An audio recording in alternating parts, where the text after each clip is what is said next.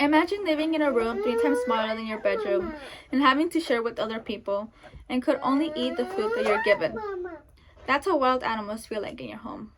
Small, crowded, and powerless.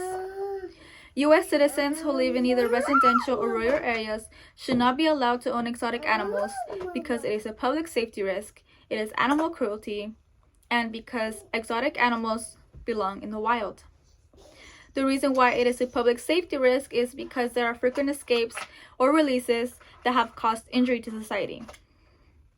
For example, according to the article published in October 2016, Humans' Relationship with Exotic Pets Fraught with Perils, Experts Warn, Nicole Thompson writes, in 2013, 2 brothers aged 4 and 6 were killed by a 4.3-meter-long African rock python that escaped a glass tank in an apartment in Capleton. Think about that for a bit. 2 little boys aged 4 and 6 were killed by a python. Their life was ended, all because a person decided to keep a python instead of a fish as a pet. Imagine how their parents felt too when they heard the news that their boys who they let go to a sleepover were killed. It's just sad. However, people aren't the only ones who suffer. Animals do too because of the way they're being treated. It is animal cruelty to take animals from their homes because while they're being held in captivity, they are also suffering and sometimes they die as well. Rachel Neuro published in her article, Many Exotic Pets Suffer or Die in Transit and Beyond, and the U.S. government is failing to act, in May 2021. In the article, she stated that a wildlife inspector at an airport found several dozen dead, dying frogs crushed together. The compartment had no water or damp sponges to keep them hydrated, nor had the frogs been separated to prevent injuries. It was not a normal way to ship frogs. Frogs aren't the only ones who are suffering while being in transit. There are other animals, lots of examples of how humans are mistreating animals while they're capturing them for other people to keep as pets. However, in addition to animals suffering because of how they're being treated by people, they are also in misery because they don't belong in a home made for humans. Animals belong in the wild, not in your house. People cannot provide the right home for animals.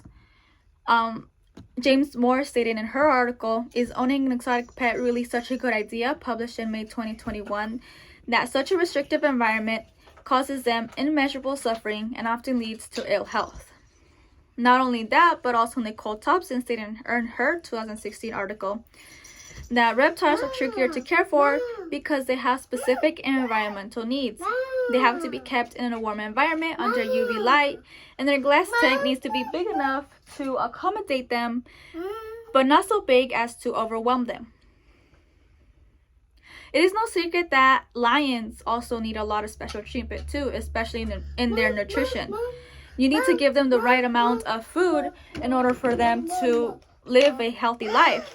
If you don't, they become weak and they could become sick or die, or they could decide to kill their owner or a neighbor or someone just passing by. Even though you had that lion as a cub and built a relationship with that lion, they also have that instinct to kill humans, and they could kill their owners or whoever they find if they're really that hungry and want to survive.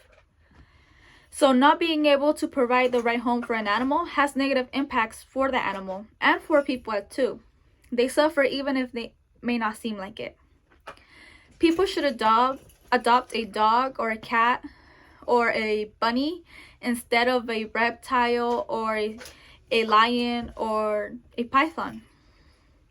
U.S. citizens who live in either residential or rural areas shouldn't be allowed to own exotic animals.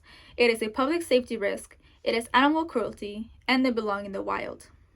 If you don't like feeling hopeless or trapped, then you shouldn't have a wild animal feel that way too.